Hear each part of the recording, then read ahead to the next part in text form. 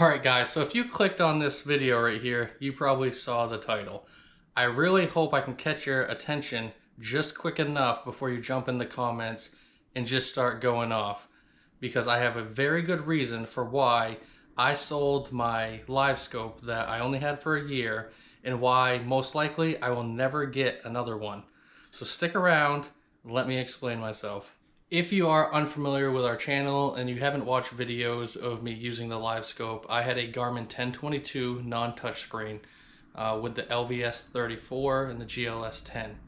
I mounted that on a Summit shuttle, and I had the Summit bag, the Summit pole, and everything was just grouped together. I did a lot of research before I bought it, and they do make ice fishing bundles. But from the research I did, everybody said the best thing to do is to get what you want and build it. You put it together. And that's what I did. I like the non-touch screen. A lot of people don't. I was able to use it with gloves, and I was able to hit the buttons, and I didn't fat finger anything where I was trying to hit something and hit something else. So that just worked for me, and I don't really regret that choice. The LVS 34 just seemed to be the newer thing that was coming out. And the Summit shuttle, I mean, it just looked sleek. It looked really good. It looked professional. Great customer service. I never had a problem with anything. Other than the battery did come unhooked inside the shuttle before my first trip, and I'm not gonna lie, I was freaking out thinking this thing wasn't gonna work as I plugged it in and it wouldn't charge. So that's the setup that I had. And when I first put that thing in the water and I was scoping it around, we found fish immediately, and that's the purpose of these things. It just cuts back the time that you're just searching for fish, and it brings you to them. It shows you the schools, and I caught a couple crappie right off the bat. They were tiny, and you guys can see that video.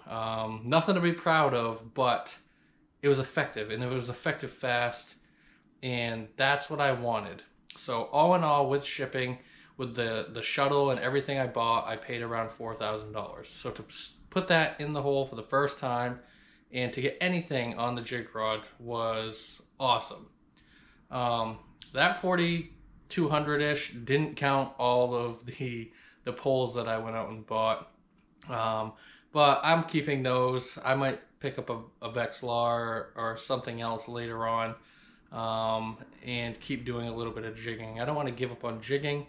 I'm just giving up on the Livescope for now. So I do want to start off by saying this might be the coolest piece of equipment I have ever owned when it comes to fishing, specifically ice fishing. So that's a pretty crazy statement to say right off the bat when I say that I sold it and I'll probably never get another one. Nothing really has compared to watching your jig on a screen and interacting with the fish, where they are in the water column, what kind of baits they interact to more than others, and having something just fly off the bottom that you didn't even see and go after your jig. That was, dude, there's nothing like it. There's nothing like that I've ever experienced fishing. A smallmouth. I don't know, I'd say I don't got my bait bucket in here. I don't got the Big Dipper. It's one of the coolest experiences that I've ever had. I mean, I would compare that to when you hear something in the woods and you know a deer is walking in, and you kind of get that feeling of excitement and adrenaline. I never really had that with fishing. Like, your flag will go up and you'll run over to it and you'll wonder, you know, what is it? But having that screen, there was nothing to it. So I don't want to be hypocritical here. I'll still never own another Livescope. I guess never say never.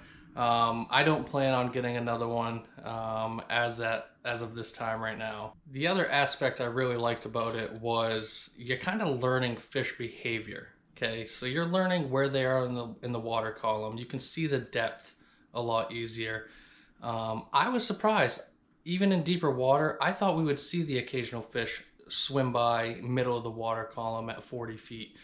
We didn't seem to see that. They were either on bottom or very close to it. We really didn't even see a ton of fish right underneath the ice. I kind of feel like I started thinking after my second or third trip that this would be a really good tool for crappie and for other fish that like to school up. And going into it, there's enough videos out that I really knew that's what it was for.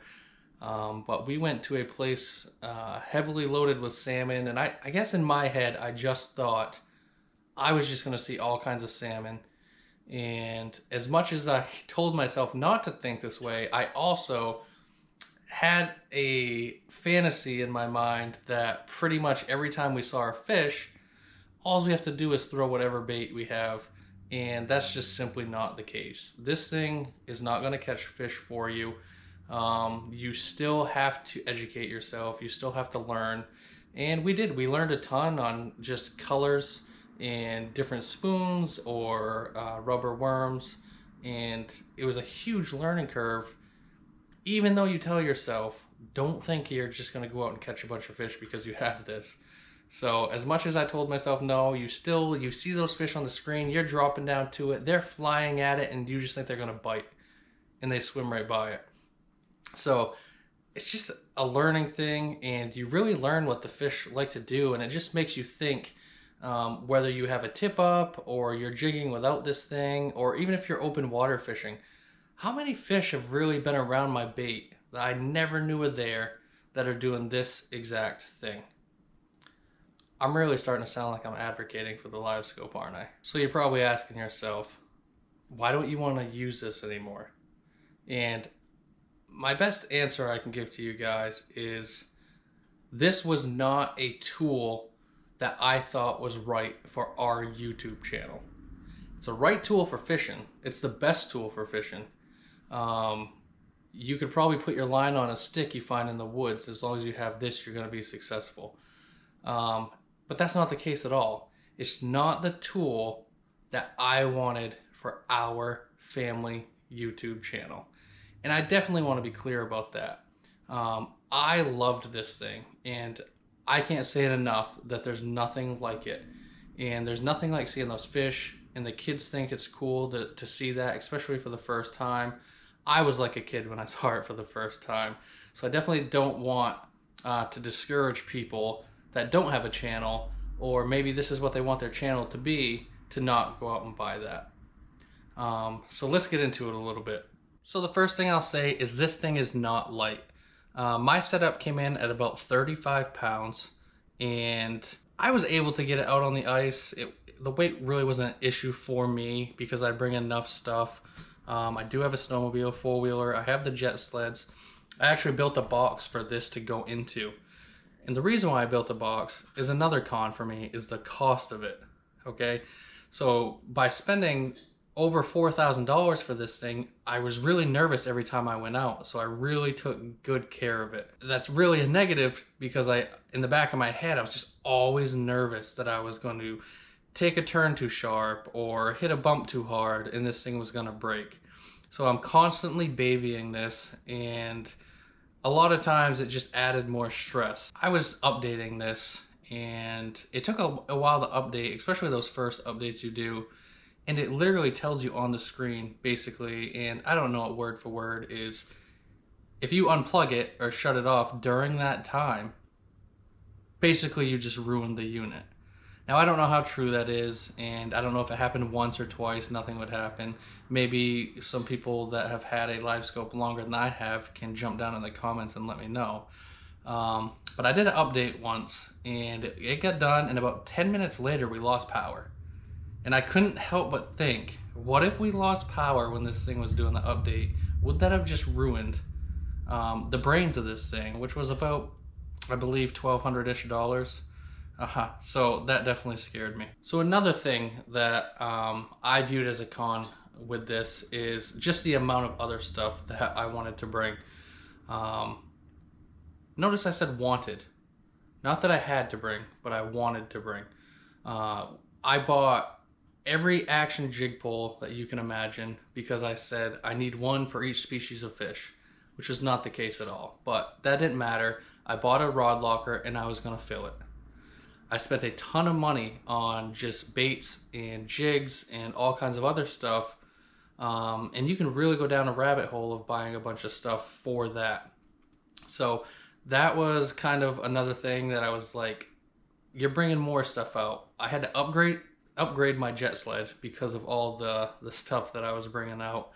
I personally brought a folding table even on day trips. So I had planned on bringing that for overnight, but it didn't take very long before I was sitting there on my hands and knees and messing with the settings on that thing. And that really pushes me to probably the biggest con of all. And I knew this going into it. It's no surprise. I'd watched enough videos to know this isn't a set it and forget it settings. Every time you go somewhere, you're going to be messing with these settings. And there's about 5 or 6 that you really got to play with every time. And that's whether the water's dirty, it's clean, the depths, and all that stuff. And it's just something that I found was a little bit overwhelming. I watch a lot of YouTube. I enjoy a lot of channels. And I watch some of the channels and they plop down on the ground. They just drilled the hole and they throw this thing in there and there's a bunch of fish and they jig them up.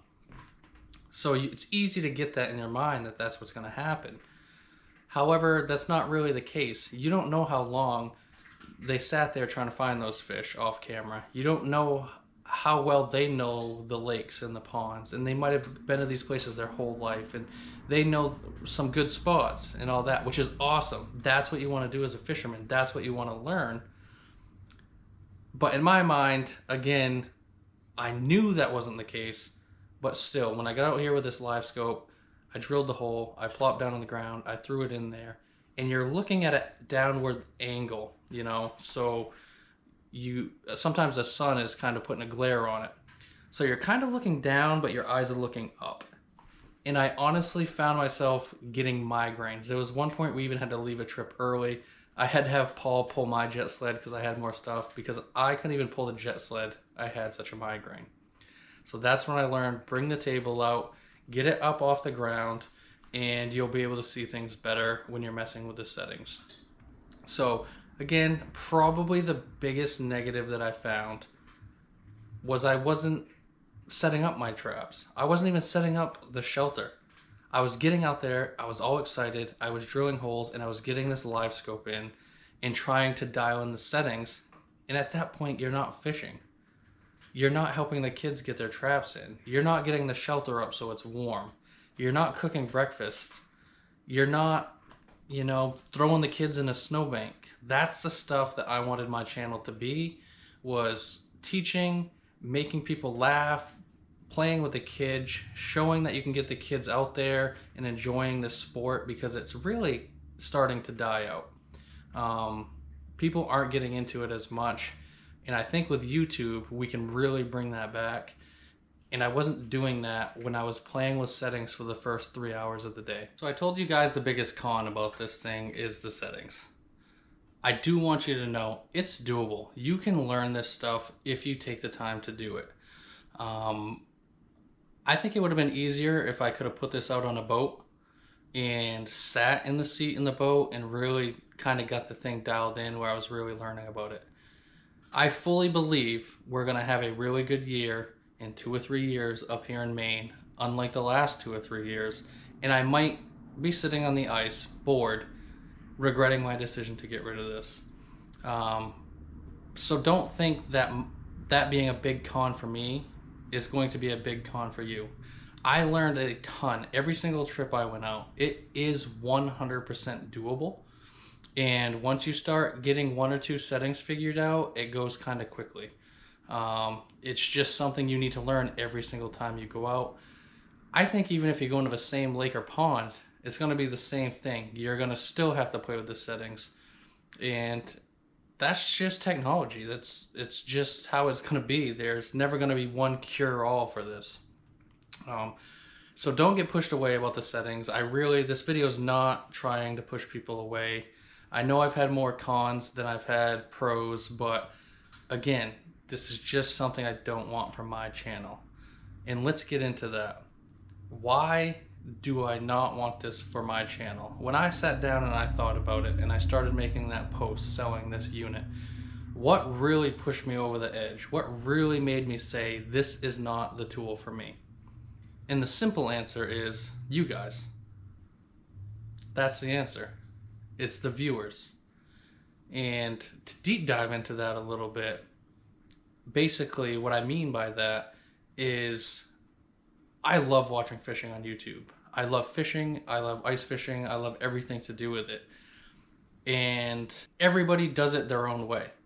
And that's what I like about it. If we were watching these YouTube videos and everybody was doing it the same way, would it really be that interesting? Would it keep your attention? I don't think it would.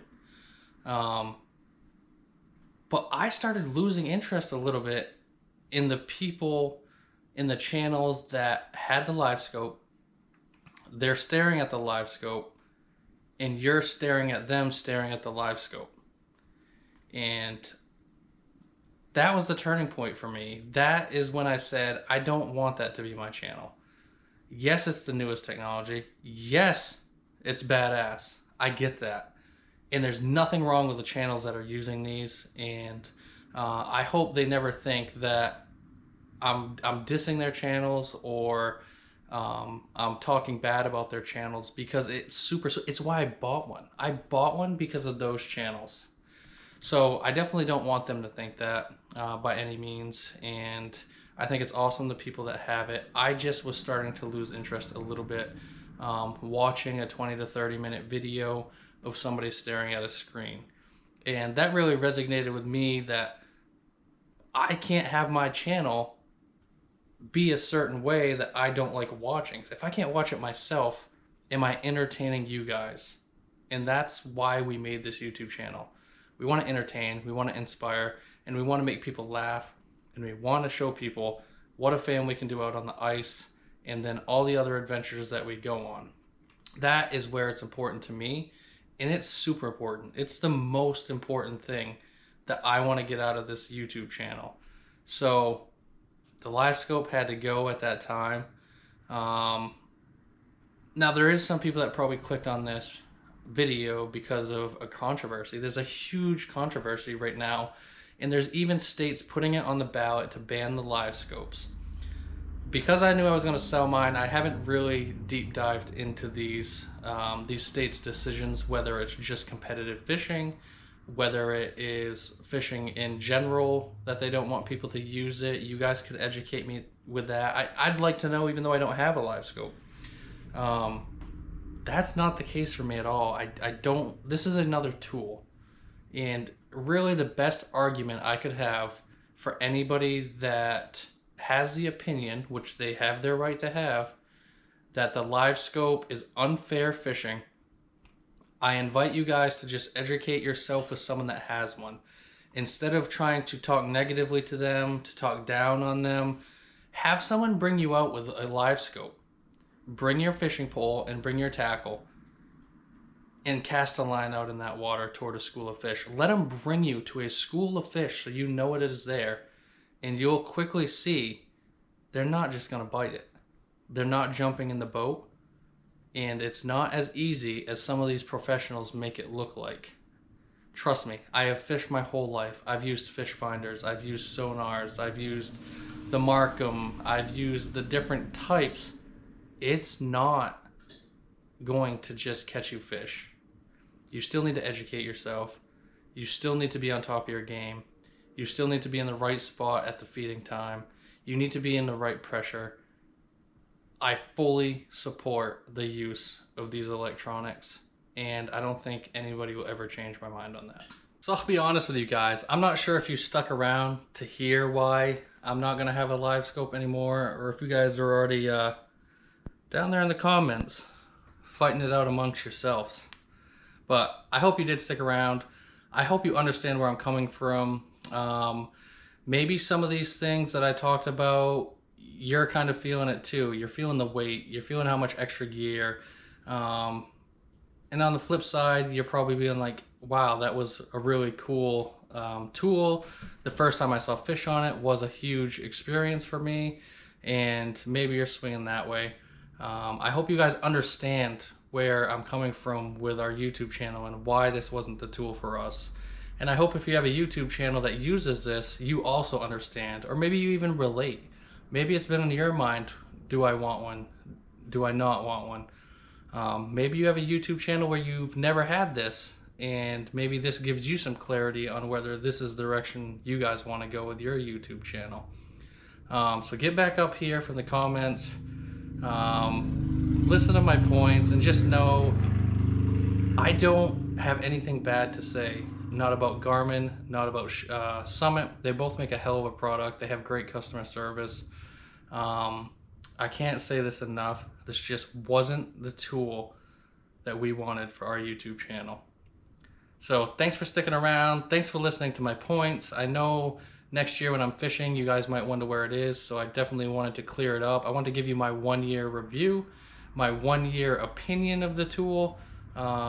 And if you got them, keep using them and keep learning and keep making the videos. Don't let anything frustrate you from doing the stuff that you want to do. It doesn't matter what anybody's opinion is. This was just mine. So the snow is melted and the camper's ready to go, and we're looking up places to hike. So stick around. If you liked what you saw, definitely jump on and subscribe. Hit that bell. We plan on having a ton of adventures. We plan on testing out a ton of product. And just like this, you can come watch what we have and how we use it and whether we like it or not, and you can form your own decision on it. So definitely subscribe to us, and we'll see you guys on the next one.